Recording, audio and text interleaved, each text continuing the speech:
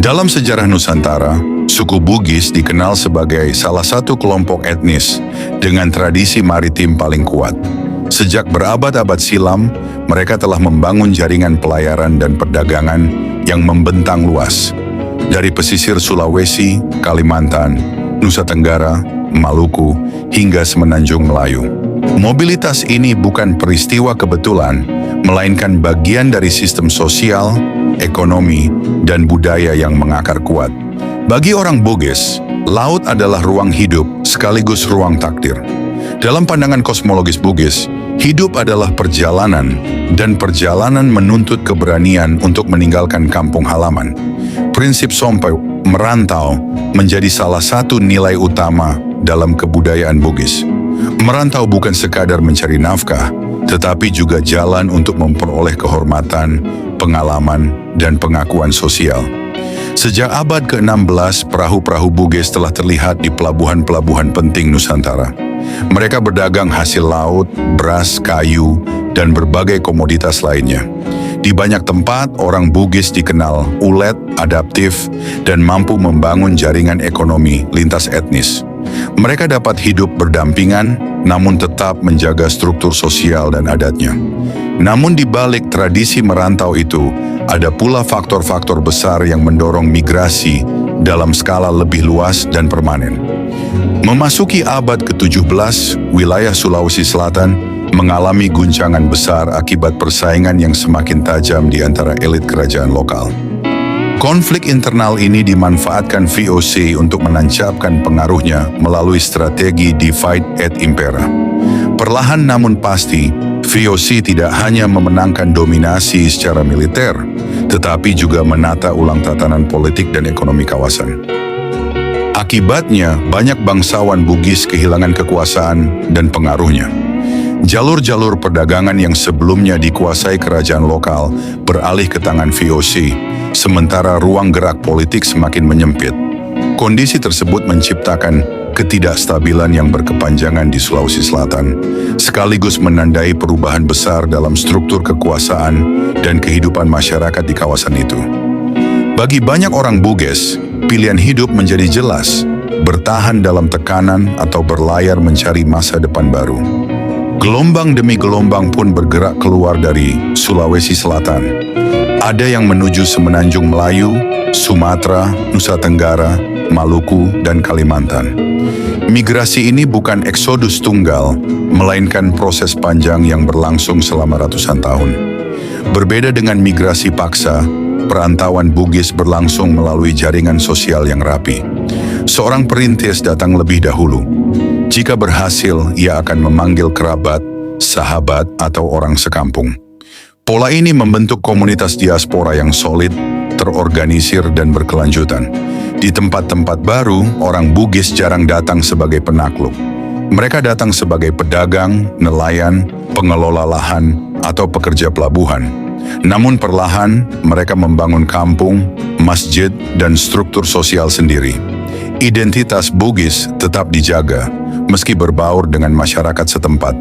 Dalam konteks inilah, Kalimantan, khususnya wilayah utara, menjadi tujuan yang semakin penting. Pulau Kalimantan menawarkan daya tarik tersendiri bagi para perantau Bugis. Garis pantainya yang panjang, sungai-sungai besar yang menjadi jalur alami perdagangan, kekayaan sumber daya laut, serta wilayah yang relatif terbuka bagi pendatang menjadikannya tujuan yang menjanjikan. Sejak abad ke-18, wilayah pesisir Kalimantan mulai diwarnai oleh kehadiran orang Bugis. Permukiman mereka tersebar di Kutai, Brau, Bulungan, hingga daerah sekitarnya. Pada awalnya, kehadiran ini bersifat musiman. Mereka datang mengikuti musim ikan, berdagang, kemudian kembali ke daerah asal. Namun seiring berjalannya waktu, pola tersebut perlahan berubah. Memasuki abad ke-19, ketika aktivitas pelayaran dan perdagangan semakin intens, Tarakan mulai menarik perhatian lebih besar. Orang Bugis datang sebagai nelayan dan pedagang maritim. Mereka membangun pondok-pondok sederhana di sepanjang pesisir, memanfaatkan alam sekitar tanpa mengklaimnya sebagai milik permanen. Pada masa itu, Tarakan masih berupa pulau kecil yang didominasi rawa-rawa, hutan bakau, dan perairan yang kaya akan hasil laut. Belum ada kampung resmi, belum ada batas wilayah yang jelas, yang ada hanyalah jejaring manusia, perahu, dan laut. Letaknya yang strategis berada di jalur pelayaran antara Sulawesi dan Kalimantan, menjadikan Tarakan tempat singgah alami bagi para pelaut Bugis. Gelombang awal inilah yang kemudian membuka jalan bagi fase berikutnya. Ketika orang Bugis tidak lagi sekadar singgah, melainkan mulai menetap, mereklamasi lahan, dan membentuk komunitas yang lebih terstruktur di Tarakan. Pulau Tarakan sejak lama merupakan bagian penting dari wilayah kekuasaan Kerajaan Tidung, sebuah kerajaan tua yang tumbuh dan berkembang di pesisir utara Kalimantan. Sebelum dikenal sebagai kota minyak dan pelabuhan strategis, Tarakan adalah ruang hidup masyarakat Tidung yang terhubung erat dengan sungai, laut, dan jalur perdagangan pesisir. Bagi Kerajaan Tidung, Tarakan memiliki nilai strategis sekaligus kultural. Letaknya di jalur pelayaran antara Sulawesi, Filipina Selatan, dan pedalaman Kalimantan menjadikan pulau ini titik persinggahan penting bagi aktivitas niaga dan pergerakan manusia. Hasil laut, hutan, dan sungai menjadi sumber utama kehidupan, sekaligus komoditas yang memperkuat posisi kerajaan dalam jaringan perdagangan regional. Kekuasaan Kerajaan Tidung tidak selalu diwujudkan melalui pusat kota besar, melainkan melalui penguasaan wilayah dan ikatan adat. Tarakan berada di bawah otoritas Raja Tidung yang berkedudukan di wilayah pedalaman dan pesisir Sungai Sesayap. Hubungan antara pusat kerajaan dan Tarakan dijaga melalui sistem adat, ikatan kekerabatan, serta pengelolaan sumber daya alam secara komunal. Kehadiran Tarakan dalam wilayah Kerajaan Tidung juga tercermin dalam struktur sosial masyarakatnya. Tradisi, bahasa, serta sistem nilai yang berkembang di pulau ini menunjukkan pengaruh kuat budaya Tidung. Identitas tersebut terbentuk jauh sebelum masuknya kekuatan luar, baik pedagang asing maupun kekuasaan kolonial Eropa. Pada pertengahan abad ke-19, wilayah Kerajaan Tidung di pesisir utara Kalimantan menjadi ruang perjumpaan berbagai kelompok etnis, terutama masyarakat Tidung sebagai penduduk asli dan orang Bugis sebagai pendatang maritim. Hubungan keduanya terbentuk dalam konteks ekonomi pesisir, jalur perdagangan antar pulau, serta dinamika politik lokal yang terus berkembang seiring meningkatnya pengaruh kolonial di kawasan tersebut. Hubungan antara orang Bugis dan masyarakat Tidung pada umumnya bersifat saling membutuhkan. Masyarakat Tidung menguasai wilayah, sumber daya alam, serta struktur politik lokal melalui kerajaan dan para bangsawan. Sementara itu, orang Bugis membawa keterampilan navigasi, modal dagang, serta pengalaman dalam perdagangan maritim. Kerjasama ini menciptakan hubungan ekonomi yang relatif harmonis, di mana orang Bugis mendapat perlindungan dan izin bermukim dari penguasa Tidung, sedangkan kerajaan memperoleh manfaat ekonomi dan penguatan jaringan niaga. Dalam bidang sosial dan budaya, interaksi yang berlangsung lama melahirkan proses akulturasi. Orang Bugis yang menetap sering menyesuaikan diri dengan adat setempat, menjalin hubungan perkawinan dengan masyarakat Tidung, serta terlibat dalam kehidupan sosial lokal. Islam yang telah dianut oleh kedua kelompok menjadi salah satu faktor pemersatu yang memperkuat hubungan dan memudahkan integrasi sosial. Meskipun masing-masing etnis tetap mempertahankan identitasnya, batas-batas kultural menjadi semakin cair di kawasan pesisir. Namun hubungan ini tidak selalu sepenuhnya tanpa ketegangan. Pada masa-masa tertentu, persaingan ekonomi, perebutan pengaruh di pelabuhan, atau campur tangan kekuatan kolonial Belanda dapat memicu gesekan. Belanda kerap memanfaatkan perbedaan kepentingan antar kelompok untuk memperkuat kontrolnya atas wilayah pesisir Kalimantan. Meski demikian, dalam kerangka Kerajaan Tidung pada abad ke-19, hubungan Bugis Tidung lebih banyak ditandai oleh kerja sama pragmatis dibandingkan konflik terbuka. Pada akhir abad ke-19, Posisi Tarakan mulai berubah seiring ditemukannya cadangan minyak bumi. Campur tangan kolonial Belanda secara perlahan menggeser otoritas tradisional Kerajaan Tidung. Wilayah yang sebelumnya berada dalam kendali adat dan kerajaan kemudian ditata ulang menurut kepentingan ekonomi dan militer kolonial. Belanda menemukan cadangan minyak di Tarakan pada tahun 1896 ketika sebuah perusahaan dagang Belanda melakukan eksplorasi dan mendapati adanya rembesan minyak di wilayah tersebut. Hasil eksplorasi itu kemudian berkembang menjadi produksi minyak skala komersial pada tahun 1901. Sejak saat itu, Tarakan menjelma menjadi wilayah yang sangat strategis dan vital bagi industri perminyakan kolonial. Perannya semakin penting dengan keterlibatan perusahaan minyak besar Belanda, seperti Bataafse Petroleum Maatschappij (BPM), yang menjadikan Tarakan sebagai salah satu pusat produksi minyak utama di Hindia Belanda. Memasuki awal abad ke-20, Tarakan mengalami perubahan drastis dalam sejarahnya. Pulau yang sebelumnya hanya dikenal sebagai tempat singgah nelayan dan pelaut mendadak menjadi pusat perhatian kekuatan kolonial. Transformasi ini tidak dipicu oleh perdagangan tradisional atau hasil laut, melainkan oleh sumber daya yang tersembunyi di dalam tanah, minyak bumi.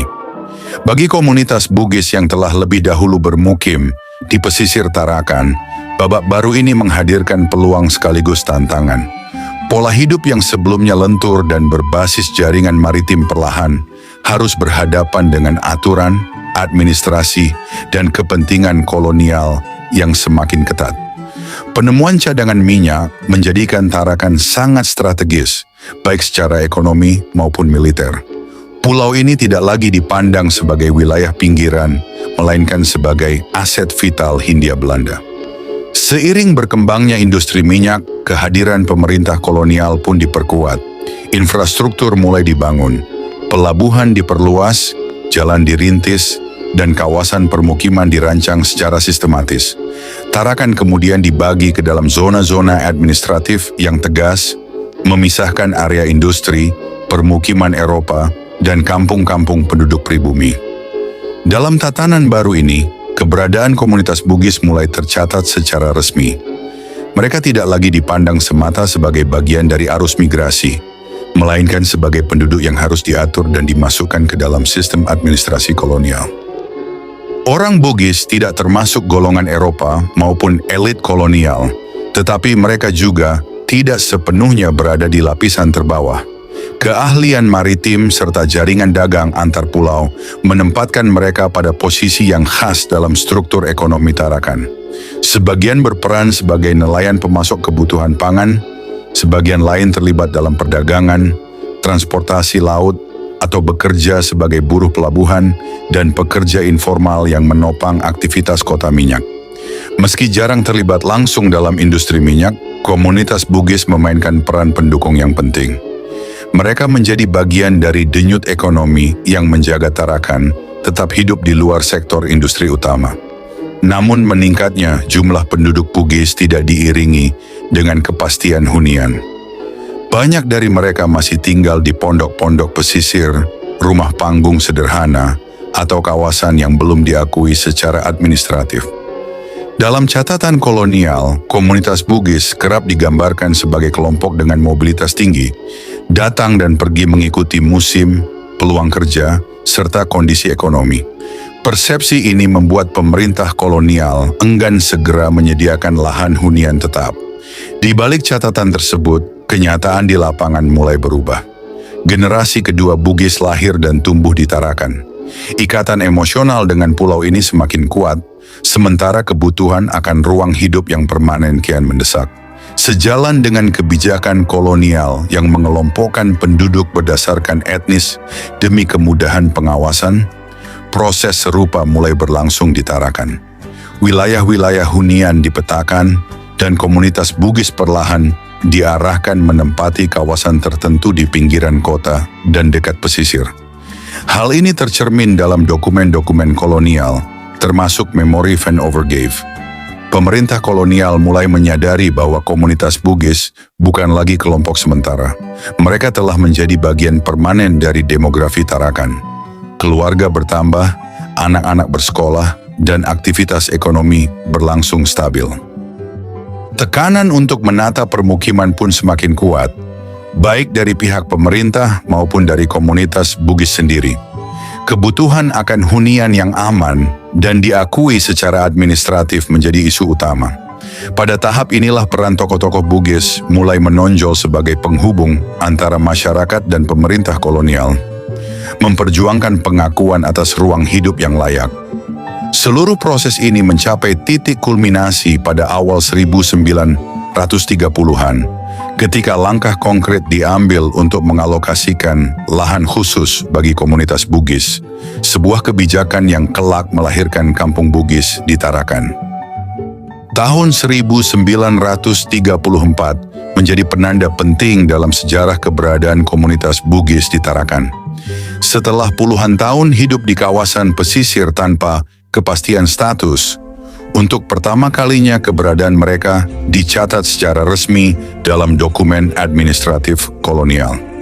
Catatan ini tertuang dalam sebuah laporan serah terima jabatan pemerintahan yang dikenal sebagai Memorie van Overgave. Bagi pemerintah kolonial Belanda, Memorie van Overgave merupakan laporan rutin antar pejabat. Namun bagi orang Bugis di Tarakan, dokumen tersebut menjadi titik balik. Pengakuan formal atas keberadaan mereka sebagai komunitas yang menetap. Laporan ini memuat gambaran menyeluruh mengenai wilayah, mulai dari kondisi geografis, jumlah penduduk, komposisi etnis, aktivitas ekonomi, hingga persoalan administratif yang perlu diperhatikan oleh pejabat pengganti. Dalam Memorie van Overgave Onderafdeling Tarakan tahun 1934, komunitas Bugis untuk pertama kalinya disebut secara jelas sebagai kelompok permukiman. Dokumen tersebut mencatat bahwa sebelumnya orang Bugis belum memiliki lahan hunian tetap dan cenderung menempati kawasan pesisir tanpa status hukum yang pasti. Kondisi ini dinilai tidak lagi sejalan dengan perkembangan sosial di lapangan. Laporan tersebut mengakui bahwa komunitas Bugis telah berkembang dan menunjukkan kecenderungan menetap secara permanen. Mereka tidak lagi datang secara musiman, melainkan telah membentuk keluarga, memiliki anak-anak, serta menjalankan kegiatan ekonomi yang relatif stabil. Situasi ini mendorong pemerintah kolonial untuk menata keberadaan mereka demi mencegah persoalan sosial, kesehatan, dan ketertiban kota. Di sisi lain, bagi komunitas Bugis, penataan ini membuka peluang memperoleh ruang hidup yang sah. Salah satu poin penting dalam Memorie van Overgave 1934 adalah keputusan pengalokasian lahan bagi komunitas Bugis. Lahan tersebut ditetapkan oleh pejabat kolonial setempat, Controller Adelman, di kawasan yang berada di sekitar Kampung Sidodadi dan Peningki Baru. Lokasi ini dipilih karena dekat dengan pusat aktivitas ekonomi pesisir, namun tetap berada dalam jangkauan pengawasan administrasi kolonial. Di kawasan inilah orang Bugis diarahkan untuk membangun permukiman yang lebih teratur. Keputusan tersebut tidak muncul secara sepihak, melainkan merupakan hasil dari proses komunikasi yang panjang antara tokoh-tokoh Bugis dan pemerintah kolonial. Kedua pihak menyadari bahwa keberadaan komunitas Bugis di Tarakan telah menjadi realitas sosial yang tidak dapat diabaikan. Setelah lahan dialokasikan, tantangan besar pun dimulai. Wilayah yang disediakan sebagian berupa rawa dan pesisir berlumpur sehingga belum layak huni. Melalui kerja kolektif, komunitas Bugis melakukan reklamasi sederhana. Tanah ditimbun, rumah panggung didirikan, dan jalur air diatur secara bergotong royong. Dalam tradisi lisan, proses ini dipimpin oleh tokoh-tokoh Bugis, di antaranya yang dikenal dengan nama Deng Materu. Dari kerja bersama inilah, lahir sebuah permukiman yang kemudian dikenal sebagai Kampung Bugis. Kampung ini tidak sekadar menjadi tempat tinggal, tetapi juga ruang sosial yang memperkuat identitas komunitas. Di dalamnya adat Bugis dijalankan, bahasa Bugis dipertahankan, dan struktur sosial direproduksi dari generasi ke generasi.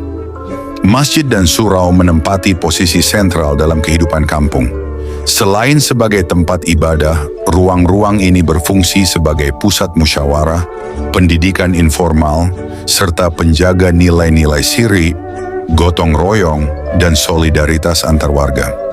Dengan pengakuan administratif tersebut, orang Bugis di Tarakan tidak lagi hidup di wilayah abu-abu. Mereka memperoleh tempat yang diakui secara resmi, meskipun tetap berada dalam kerangka kekuasaan kolonial yang membatasi. Ketika Perang Dunia Kedua meluas ke kawasan Asia Pasifik, Tarakan tiba-tiba berada di pusat pusaran sejarah global. Pulau kecil yang sebelumnya berkembang perlahan sebagai kota minyak kolonial berubah menjadi sasaran militer strategis. Minyak bumi Tarakan yang selama puluhan tahun dieksploitasi pemerintah kolonial Belanda menjadi incaran utama Kekaisaran Jepang. Bagi masyarakat sipil, termasuk komunitas Bugis di Kampung Bugis, perang bukan sekadar peristiwa politik internasional. Ia hadir dalam bentuk kekerasan nyata yang mengubah kehidupan sehari-hari secara drastis. Pada Januari 1942, pasukan Jepang mendarat di Tarakan. Pertempuran berlangsung singkat namun brutal. Infrastruktur minyak menjadi target utama. Kilang-kilang dihancurkan, fasilitas pelabuhan rusak, dan aktivitas kota lumpuh. Pendudukan Jepang mengakhiri kekuasaan Belanda secara tiba-tiba. Sistem administrasi kolonial runtuh dan digantikan oleh pemerintahan militer yang keras. Bagi komunitas Bugis, perubahan rezim ini menciptakan ketidakpastian baru.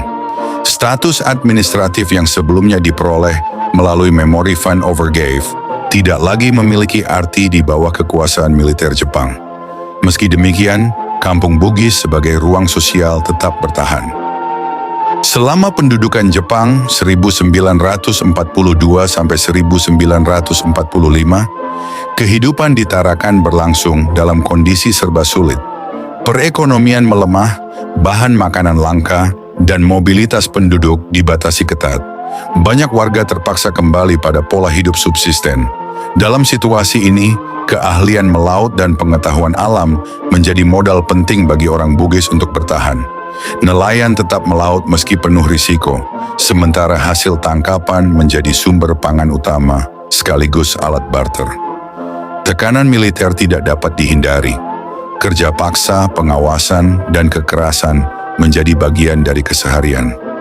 Sebagian warga memilih mengungsi ke daerah yang dianggap lebih aman, sementara lainnya bertahan di kampung dengan segala keterbatasan. Perang juga membawa perubahan besar pada komposisi penduduk Tarakan. Banyak warga sipil meninggalkan kota, kembali ke daerah asal, atau berpindah ke wilayah pedalaman dan pulau lain. Pada saat yang sama, arus pendatang baru muncul seiring kehadiran tentara, pekerja paksa, dan kelompok lain yang mengikuti kebutuhan militer. Struktur demografi Tarakan pun menjadi cair dan tidak stabil. Di tengah kekacauan tersebut, komunitas Bugis relatif lebih mampu bertahan berkat jaringan sosial yang kuat. Ikatan kekerabatan dan solidaritas kampung menjadi penopang utama kehidupan bersama. Kampung Bugis berfungsi sebagai ruang perlindungan sekaligus tempat berbagi sumber daya.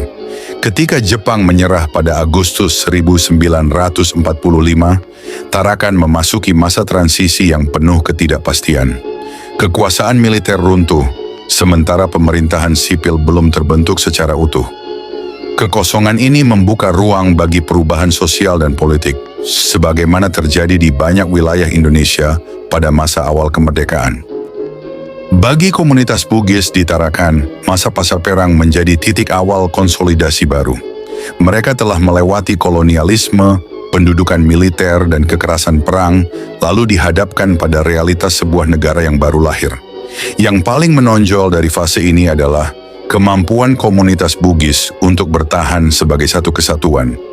Kampung Bugis tetap menjadi ruang aman, tempat berlindung, bermusyawarah, dan membangun kembali kehidupan.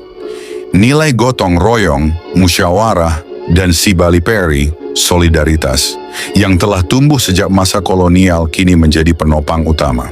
Kampung Bugis tidak hanya berfungsi sebagai permukiman, tetapi juga simbol ketahanan sosial di tengah perubahan besar. Namun perjuangan belum berakhir. Masa kemerdekaan Indonesia akan menghadirkan tantangan sekaligus peluang baru bagi komunitas Bugis di Tarakan. Proklamasi Kemerdekaan Indonesia pada 17 Agustus 1945 membawa harapan besar sekaligus ketidakpastian bagi daerah-daerah yang baru lepas dari pendudukan Jepang. Tarakan berada dalam situasi yang sama. Kota ini harus membangun kembali kehidupan sipil di tengah kondisi ekonomi yang porak-poranda dan struktur pemerintahan yang masih lemah. Bagi komunitas Bugis di Kampung Bugis, kemerdekaan bukan sekadar pergantian kekuasaan atau simbol negara. Masa ini menjadi fase penting konsolidasi, menegaskan diri sebagai bagian dari bangsa Indonesia, sembari mempertahankan identitas kultural yang telah lama tumbuh di Tarakan. Jika pada masa kolonial dan pendudukan Jepang mereka hidup sebagai subjek kekuasaan, kemerdekaan membuka peluang baru untuk menjadi warga negara dengan hak dan kewajiban yang setara. Namun proses transisi tersebut tidak berlangsung mudah. Pada tahun-tahun awal kemerdekaan, Tarakan masih menghadapi ketidakstabilan keamanan dan administrasi. Pemerintahan sipil baru mulai dibentuk, sementara aparat negara dan infrastruktur pelayanan publik masih sangat terbatas. Dalam kondisi ini, Kampung Bugis memainkan peran penting sebagai basis sosial. Struktur internal kampung, tokoh adat, tokoh agama, dan pemimpin informal berfungsi menjaga ketertiban, menyelesaikan persoalan internal, serta membantu masyarakat beradaptasi dengan sistem pemerintahan yang baru. Kampung menjadi ruang penyangga antara masyarakat dan negara yang sedang tumbuh. Seiring waktu, orang Bugis mulai terlibat dalam struktur pemerintahan lokal. Mereka tidak lagi berada di pinggiran administratif seperti pada masa kolonial. Partisipasi ini berkembang secara bertahap, sejalan dengan meningkatnya akses pendidikan dan pengalaman berorganisasi. Sejumlah tokoh Bugis tampil sebagai penghubung antara masyarakat kampung dan pemerintah daerah, khususnya dalam urusan administrasi kependudukan, kepemilikan lahan, dan pelayanan publik. Pada saat yang sama, perekonomian Tarakan perlahan pulih. Industri minyak kembali beroperasi meski tidak seintensif masa kolonial. Di luar sektor tersebut, perikanan dan kegiatan ekonomi, rakyat kembali menjadi tumpuan utama. Orang Bugis mengandalkan keahlian melaut, berdagang, dan mengelola hasil laut. Kampung Bugis pun berkembang sebagai pusat aktivitas ekonomi lokal, melahirkan pedagang ikan, pengolah hasil laut, serta jaringan distribusi yang menopang kehidupan sehari-hari. Basis ekonomi ini memperkuat kemandirian komunitas Bugis. Mereka tidak sepenuhnya bergantung pada industri besar, melainkan memiliki fondasi ekonomi sendiri yang relatif stabil. Kemandirian tersebut menjadi modal penting dalam menghadapi perubahan sosial pasca kemerdekaan. Perubahan lain yang signifikan adalah meningkatnya akses pendidikan. Anak-anak Bugis mulai mengenyam pendidikan formal di sekolah negeri maupun swasta. Pendidikan membuka jalan bagi mobilitas sosial dan peran baru di luar sektor tradisional.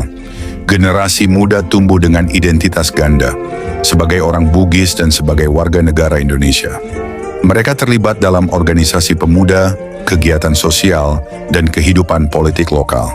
Proses ini memperkuat konsolidasi komunitas Bugis, bukan sebagai kelompok terpisah, melainkan sebagai bagian dari masyarakat Tarakan yang majemuk. Kampung Bugis semakin kokoh sebagai pusat kehidupan sosial. Rumah-rumah diperbaiki, fasilitas umum berkembang, dan solidaritas antar warga kian menguat. Kampung tidak hanya menjadi tempat tinggal, tetapi juga ruang pembentukan identitas kolektif. Tradisi Bugis tetap dipelihara dan disesuaikan dengan konteks negara merdeka. Upacara adat, nilai siri, dan praktik musyawarah tetap hidup, berdampingan dengan sistem hukum dan administrasi negara. Konsolidasi inilah yang kemudian menjadi fondasi penting bagi fase berikutnya dalam sejarah Bugis di Tarakan. Ketika arus migrasi kembali meningkat dan membawa perubahan sosial ekonomi yang lebih besar. Menjelang akhir abad ke-20, kehadiran orang Bugis di Tarakan memasuki fase yang berbeda dari masa-masa sebelumnya. Jika dahulu perpindahan penduduk dipicu oleh pelayaran, perdagangan atau tekanan hidup, maka gelombang ini tumbuh seiring terbukanya peluang ekonomi baru, terutama di bidang perikanan budidaya dan pertambakan. Pada masa tersebut, Tarakan kembali menarik minat perantau Bugis. Daya tariknya tidak lagi bertumpu pada industri minyak atau aktivitas pelabuhan, melainkan pada potensi lahan pesisir dan rawa yang dapat diolah menjadi tambak udang dan ikan. Perkembangan sektor ini berlangsung cepat, didukung oleh meningkatnya permintaan pasar, kemajuan teknologi budidaya, serta kebijakan pembangunan daerah yang memberi ruang bagi usaha skala kecil dan menengah. Bagi masyarakat Bugis, usaha tambak bukanlah bidang asing. Pengetahuan tentang pengelolaan perairan, pemahaman terhadap pasang surut, serta tradisi kerja kolektif telah lama menjadi bagian dari kehidupan mereka. Bekal inilah yang membuat Tarakan kembali dipandang sebagai ruang peluang yang menjanjikan. Ciri menonjol dari gelombang ini adalah dominasi perantau Bugis asal Enrekang. Pola migrasi terbentuk melalui jaringan kekerabatan yang kuat dan keberhasilan para perintis awal. Mereka yang lebih dahulu berhasil mengelola tambak, kemudian menarik kerabat dan rekan sekampung untuk menyusul.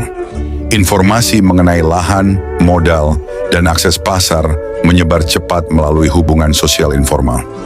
Perpindahan penduduk berlangsung secara berantai dan relatif terencana. Para pendatang umumnya datang dengan tujuan yang jelas, membawa modal dan keterampilan, serta tidak lagi merantau secara individual. Banyak di antara mereka datang bersama keluarga dengan niat menetap. Rumah dibangun, lahan dibeli atau disewa, dan usaha tambak dirintis sebagai fondasi kehidupan jangka panjang. Seiring waktu, pertambakan menjadi basis ekonomi utama. Hasilnya tidak hanya mencukupi kebutuhan sehari-hari, tetapi juga memungkinkan akumulasi modal. Sebagian keuntungan dikirim ke kampung halaman, sehingga terjalin hubungan ekonomi dan sosial yang berkelanjutan antara Tarakan dan Enrekang. Keberlangsungan komunitas Bugis di Tarakan selama lebih dari 1 abad tidak terjadi secara kebetulan. Ia ditopang oleh struktur sosial yang kuat, nilai adat yang lentur namun kokoh, serta sistem ekonomi yang adaptif terhadap perubahan zaman. Dalam konteks Tarakan, sebuah kota pesisir yang terus berubah, orang Bugis mampu menjaga keseimbangan antara mempertahankan identitas dan menyesuaikan diri dengan lingkungan baru. Inti dari struktur sosial Bugis di Tarakan adalah kekerabatan. Hubungan keluarga, baik sedarah maupun semenda, menjadi dasar utama dalam membangun komunitas. Pola ini telah terbentuk sejak gelombang migrasi awal dan terus diperkuat oleh migrasi berantai pada masa berikutnya. Kekerabatan tidak hanya bermakna biologis tetapi juga sosial. Pendatang baru seringkali diterima sebagai keluarga melalui ikatan kampung asal atau hubungan patron-klien. Struktur ini menciptakan rasa aman dan saling percaya, terutama bagi mereka yang baru datang dan masih beradaptasi. Dalam kampung Bugis, hubungan antar rumah tangga membentuk jaringan solidaritas yang kuat. Masalah ekonomi, konflik internal, hingga urusan kematian dan perkawinan dihadapi secara kolektif. Meski hidup dalam sistem negara modern, komunitas Bugis tetap mempertahankan peran tokoh adat dan tokoh agama sebagai figur sentral. Mereka berfungsi sebagai penengah konflik, penjaga norma, dan rujukan moral. Tokoh adat tidak selalu memegang jabatan formal, tetapi dihormati karena pengalaman, keturunan, atau kapasitas kepemimpinannya. Tokoh agama, imam, ustaz, atau guru mengaji memiliki pengaruh besar dalam membentuk nilai-nilai kehidupan sehari-hari. Kedua peran ini seringkali saling melengkapi. Musyawarah kampung menjadi ruang penting untuk mengambil keputusan bersama, baik dalam urusan adat maupun sosial kemasyarakatan.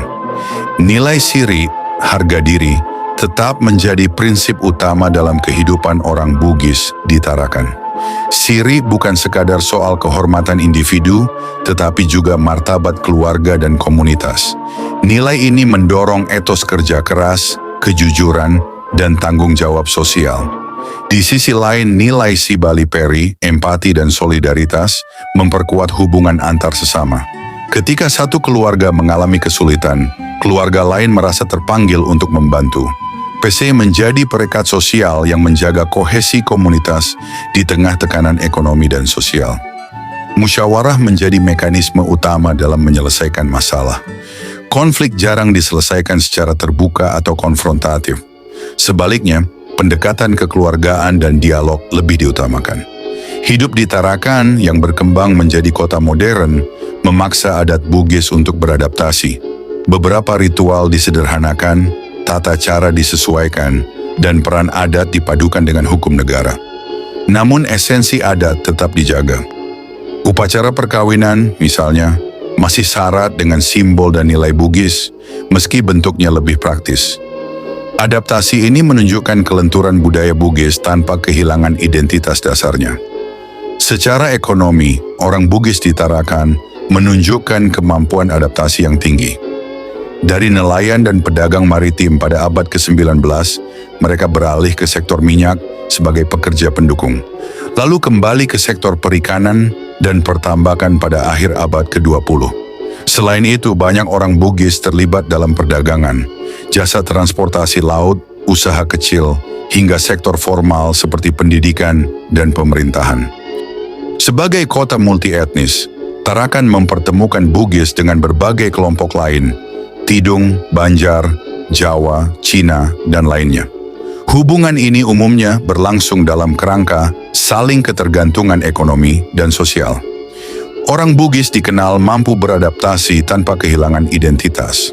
Mereka membangun relasi pragmatis sekaligus menjaga batas-batas budaya.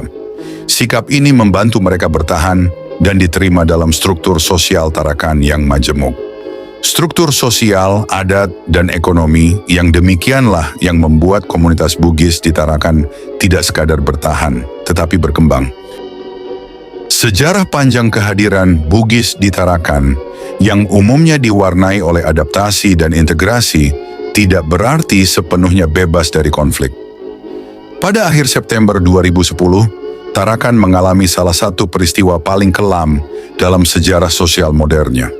Kerusuhan etnis yang mengguncang fondasi harmoni kota multikultural ini. Peristiwa tersebut dikenal sebagai Kerusuhan Tarakan 2010 yang terjadi antara tanggal 27 hingga 29 September 2010, melibatkan suku Tidung sebagai suku asli Kalimantan Utara dan kelompok Bugis Patinjo dari Pinrang. Sebelum kerusuhan pecah, Tarakan telah lama menjadi ruang pertemuan berbagai etnis. Bugis, Tidung, Banjar, Jawa, dan kelompok lainnya hidup berdampingan, seringkali dalam relasi ekonomi yang saling bergantung. Namun di balik kehidupan sehari-hari yang tampak normal, terdapat ketegangan laten yang perlahan terakumulasi. Pertumbuhan penduduk yang cepat, persaingan ekonomi, perbedaan latar belakang budaya, serta isu ketimbangan sosial menciptakan kondisi rapuh. Dalam konteks ini, identitas etnis menjadi sensitif, terutama ketika dipertautkan dengan isu keamanan dan keadilan. Kerusuhan Tarakan dipicu oleh insiden kriminal individual yang kemudian berkembang menjadi konflik kolektif. Sebuah kasus penganiayaan yang melibatkan individu dari kedua kelompok etnis memicu reaksi berantai. Dalam situasi emosi yang memuncak, solidaritas etnis muncul secara spontan. Isu yang awalnya bersifat personal berubah menjadi konflik komunal. Dalam waktu singkat, bentrokan meluas ke berbagai titik di kota. Selama 3 hari kerusuhan, Tarakan berada dalam kondisi darurat. Bentrokan fisik, pembakaran rumah, dan penyerangan terjadi di beberapa wilayah. Aparat keamanan dikerahkan dalam jumlah besar untuk meredam situasi. Korban jiwa dan luka jatuh dari kedua belah pihak. Ribuan warga mengungsi ke tempat-tempat aman, termasuk markas militer dan fasilitas umum. Aktivitas ekonomi lumpuh dan rasa aman masyarakat runtuh seketika. Pemerintah pusat dan daerah segera turun tangan. Aparat keamanan mengendalikan situasi, sementara tokoh adat, tokoh agama, dan pemimpin masyarakat dari kedua belah pihak dilibatkan dalam proses perdamaian. Dialog antar etnis digelar. Kesepakatan damai dicapai dengan menekankan bahwa konflik tidak mewakili keseluruhan komunitas Bugis maupun Tidung, melainkan akibat eskalasi dari insiden individual yang tidak terkendali. Upaya rekonsiliasi ini menegaskan kembali pentingnya musyawarah, hukum negara, dan kearifan lokal dalam menyelesaikan konflik. Bagi komunitas Bugis di Tarakan, kerusuhan 2010 menjadi momen refleksi mendalam. Ia menunjukkan bahwa keberhasilan ekonomi dan adaptasi sosial harus selalu diiringi dengan sensitivitas terhadap konteks lokal dan relasi antaretnis.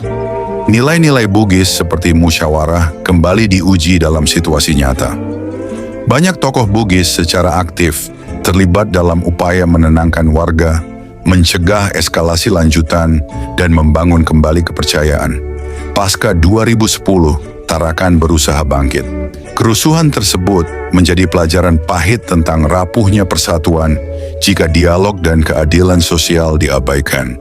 Namun sekaligus ia menunjukkan kapasitas masyarakat Tarakan untuk belajar, berdamai, dan melangkah maju. Saudara-saudara, Aga Kareba, sejarah kedatangan dan keberadaan Bugis di Tarakan adalah kisah tentang perantauan, keberanian, dan kemampuan beradaptasi. Ia juga adalah kisah tentang konflik dan pembelajaran, tentang bagaimana sebuah komunitas belajar hidup di ruang bersama yang majemuk. Kampung Bugis hari ini berdiri sebagai saksi bisu perjalanan panjang itu. Sebuah warisan sejarah yang hidup, yang terus membentuk wajah Tarakan dari masa lalu, masa kini, hingga masa depan. Terima kasih. Wassalamualaikum warahmatullahi wabarakatuh.